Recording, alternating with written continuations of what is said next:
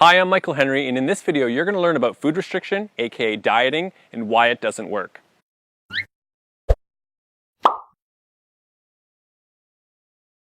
Food restriction is basically any diet out there. It's whenever we limit ourselves from having particular foods or certain types of foods at certain types of the day. This is what food restriction is, and it involves every single diet out there, whether it be veganism, vegetarianism, the keto diet, low-carb diets, soup diets, South Beach diets. Basically every diet under the sun evolves around food restriction.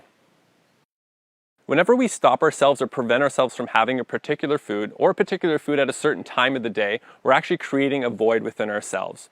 So it's kind of like the situation whenever you have something and you don't necessarily want it, or you can't have something and you really want it and you really miss it. So the idea is that whenever you limit yourself and stop yourself from actually having a particular thing, you're going to crave it and you're going to want it even more than you would as if you just allowed yourself to actually have it. And this ends up resulting in overeating and binge eating, because once you get that food around you, you need to fill that void and you just have to eat it, and you end up eating more than you normally would if you just allowed yourself to have it. The dieting industry and food restriction industry is basically everywhere, because there are some benefits to the dieting. You do end up having some sort of physiological changes, you end up losing some weight, certain things happen in a positive way. But the negative things that happen basically overpower everything else, and that is what happens to your mind. You end up feeling guilt, you end up feeling shame, and you end up having so many problems of negative thoughts around basically eating foods when you think that you should or you shouldn't eat them, or whenever they're bad foods. You end up like self-doubting yourself and basically self-sabotaging yourself by thinking, oh my God, I shouldn't have done that, or I'm so bad, or I just feel so guilty, I'm so ashamed, I just feel embarrassed that I did all this. Those are worse than actually eating the foods themselves. The best way to actually lose weight is to create a balanced dietary plan for yourself, and that involves eating all of the foods that your body actually wants.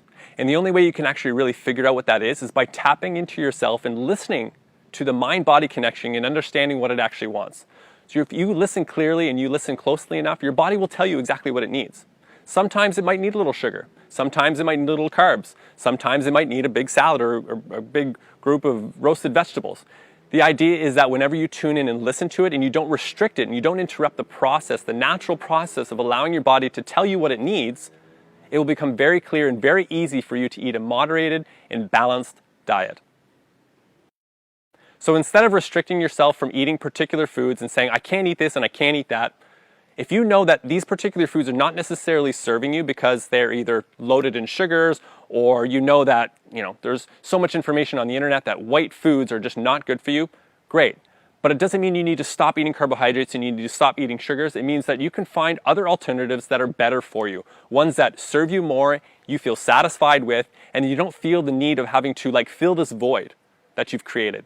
So you don't need to create a void. You can still eat the foods that you want, but there's always better and healthier alternatives that you can choose from. So at the end of the day, the basic thing to remember is that don't limit yourself, don't be rigid, and basically don't stop yourself from eating the foods that you want to eat. Yes, you want to honor your health and you do want to eat the foods that are going to fuel you and actually give you the nutrients that your body needs, but the only way that you're going to be able to learn that is by tapping into yourself and listening to your body. So don't listen to other people, don't listen to diets, don't listen to personal trainers, don't listen to these people that are going to create these boundaries and these parameters for you. You want to listen to yourself and start trusting yourself. That's when you're going to start to get the success in your own health.